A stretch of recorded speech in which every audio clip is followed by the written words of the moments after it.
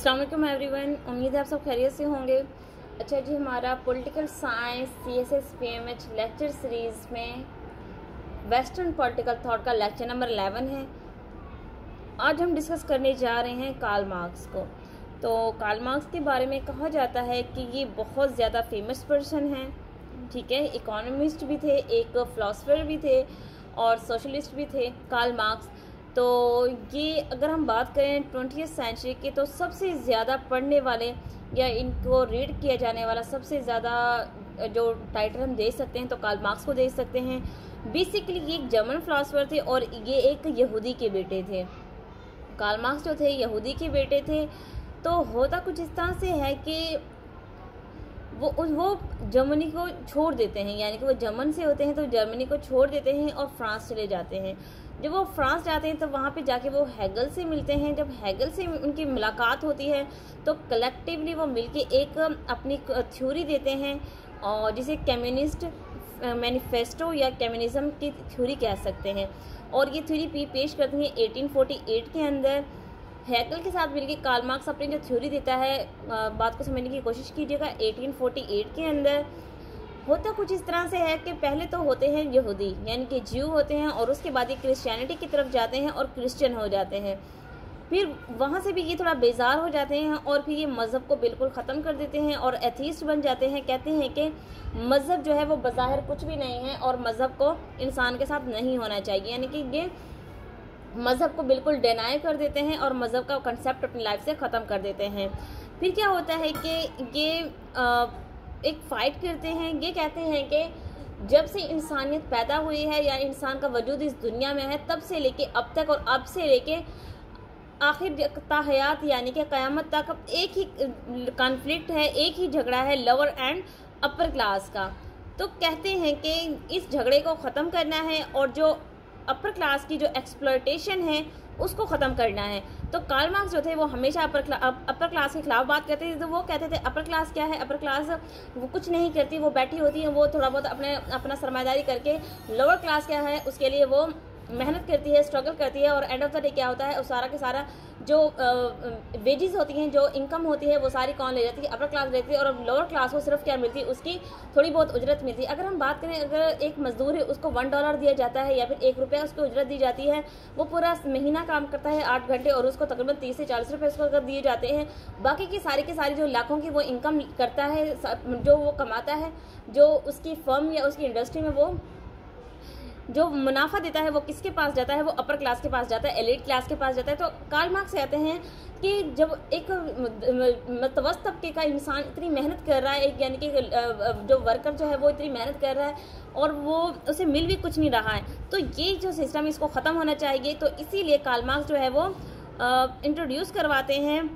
वो कहते हैं कि कैपिटलिज्म को ख़त्म होना चाहिए और कम्युनिज्म को जो है वो राइज होना चाहिए। तो वो कहते हैं कि यहाँ पे गरीबों की एक्सप्लॉयटेशन होती है। बट एक और चीज़ वो देखते हैं, वो कहते हैं ना, चश्मदीद गवाह होते हैं। वो कहते हैं कार्ल मार्क्स के अकॉर्डिंग, वो कहते हैं कि जब से इंडस्ट्रियल रेवोल्यूशन आई थी 17वीं सेंचुरी में, तो तब से जो कैपिटलिज्म है वो बहुत ज़्यादा बढ़ गई है, क्योंकि इंडस्ट्रियल रेवोल्यूशन आई है। एक इंडस्ट्री है वो एक इंसान की लगाई हुई है, तो उसमें हज़ारों वर्कर काम करते हैं। यहाँ पे एग्जांपल को समझने की कोशिश कीजिएगा। एक इंडस्ट्री है, एक इंसान ने लगाई इंडस्ट्री, अब वहाँ पे हज़ारों मजदूर काम कर रही हैं। मजदूर अपनी दिन रात मेहनत करेंगे और उस इंडस्ट्री को आगे ले जाने की कोशिश करेंगे। उसका जो प्रॉफिट होगा, उसकी जो तरक्की होगी, उसमें से मजदूर को कुछ भी नहीं मिलेगा। मजदूर तबके को सिर्फ उसकी उजरत दी जाएगी जो कि 2-4 रुपये से ज़्यादा नहीं होगी। और जो लाखों का प्रॉफिट होगा वो सिर्फ एक इंडिविजुअल पर्सन के पास जाएगा, वो एलीट क्लास के पास जाएगा। और इससे क्या होगा, जो मजदूर तबका है, जो गरीब तबका है, उसका इस्तेहसाल होगा। तो कार्ल मार्क्स कहते हैं इन चीज़ों को ख़त्म होना चाहिए। फिर वो एक कंसेप्ट देते हैं एलिनेशन का। एलिनेशन के मतलब है, वो कहते हैं कि एक जब कैपिटलिस्ट सरमायादारी करता है तो वर्कर्स काम करते हैं, और वर्कर्स जब काम करते हैं तो उस वर्क में जो प्रॉफिट आता है, तो वो उसका जो प्रॉफिट होता है या फिर उस चीज़ का जो फ़ायदा होता है। फॉर एग्जांपल, एक इंसान ने एक प्रोजेक्ट बनाया है जिसमें इलेक्ट्रिसिटी पैदा हो रही है, बट वो सारी की सारी इलेक्ट्रिसिटी किसके पास जाएगी, अपर क्लास के पास जाएगी। लोअर क्लास के पास क्या आएगा, कुछ भी नहीं आएगा। तो वो टास्क जो है या फिर वो इनकम जो है वो एलियन बन जाएगी, यानी कि वो उसकी जो लोअर क्लास होगी उसके तबके की नहीं होगी। तो वो इस कंसेप्ट को ख़त्म करना चाहते हैं एलिनेशन के कंसेप्ट को। तो वो थॉट देते हैं about the eradication in the concept of master and worker, वो कहते हैं कि जो ये मास्टर और वर्कर का जो कंसेप्ट है इसको खत्म होना चाहिए, क्योंकि किसी भी स्टेट में कहीं भी अगर बात करें तो मेहनत तो सिर्फ गरीब तबका करता है, तो फिर उसको क्यों एक्सप्लॉइट किया जाता है, उसको क्यों वो सारी सहूलियातें ज़िंदगी में नहीं दी जाती जो वो डिजर्व करता है, as compared to upper class का इंसान कुछ नहीं करता, वो जस्ट सरमायादारी करके और सारा का सारा जो प्रॉफिट है वो बटोर के ले जाता है, और लोअर क्लास को कुछ भी नहीं मिलता। तो कार्ल मार्क्स कहते हैं there must be something rotten in the very core of a social system which increases its wealth without diminishing its misery। कहते हैं कि democracy is the road to socialism, जो कम्युनिज्म है वही सोशलिज्म है। तो कहते हैं कि democracy is the road to socialism. फिर वो बात करते हैं gave the theory of surplus की थ्योरी देते हैं, थ्योरी ऑफ लेबर की देते हैं, लेबर की वही बात करते हैं और लेबर की राइट पे बोलते हैं। कहते हैं कि जो सोशलिज्म है is when the rich get richer, ठीक है, the poor get poorer, when a person gets hunger that's socialism too. कहते हैं जो सोशलिज्म है उसमें अमीर अमीर होता जाता है, गरीब गरीब होता जाता है, और अगर एक भूखा इंसान है और उसको खाने को कुछ नहीं मिल रहा है तो ये भी सोशलिज्म है।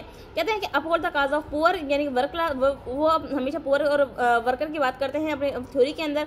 अगेंस्ट द फैमिली सेटअप, यानी कि फैमिली सेटअप की बात करें, अगर पाकिस्तान के हम सिनेरियो से बात करें तो पाकिस्तान की जो गवर्नमेंट है एक अरसा दराज से अगर हम देखें तो पीपी की गवर्नमेंट को सिर्फ एक भुट्टो फैमिली देख रही है, नॉन लीग की गवर्नमेंट को नॉन लीग की फैमिली देख रही है। तो यहाँ पे फैमिली सिस्टम चलता जा रहा था। वो कहते हैं कि इस तरह के जो फैमिली सिस्टम को खत्म किया जाए, क्योंकि इन लोगों से भी ज़्यादा इंटेलेक्चुअल और वाइज पर्सन हैं जो इन गवर्नमेंट अफेयर्स को देखें या फिर जो सरमादारा निज़ाम है इसको देखें। तो कहते हैं कि फैमिली सेटअप ये अलग होना चाहिए, इनको ख़त्म करना चाहिए, और गरीब तबका जो इसको ऊपर उभर के सामने आना चाहिए। कहते हैं कि जो मेल, फिर वो एक और कंसेप्ट देते हैं जो कहते हैं कि जो फैमिली लाइफ है उसमें क्या करते हैं, कैपिटलिस्ट इस तरह से कहते हैं, अगर एक फैमिली में बच्चे हैं, मियाँ बीवी हैं, तो शौहर जो है वो दिन के वक्त काम करता है, बीवी रात के वक्त काम करती है, बच्चे जो है वो जो रिमेनिंग आवर्स के अंदर काम करते हैं। तो इस तरह से क्या होता है कि वो आपस में दूसरे से उनकी जो मेल जोल है वो ख़त्म हो जाता है, जो फैमिली का कंसेप्ट है वो यहाँ पे बिल्कुल ख़त्म हो जाता है। ये सारा का सारा सेटअप कौन देता है, ये कैपिटलिस्ट सिस्टम देता है,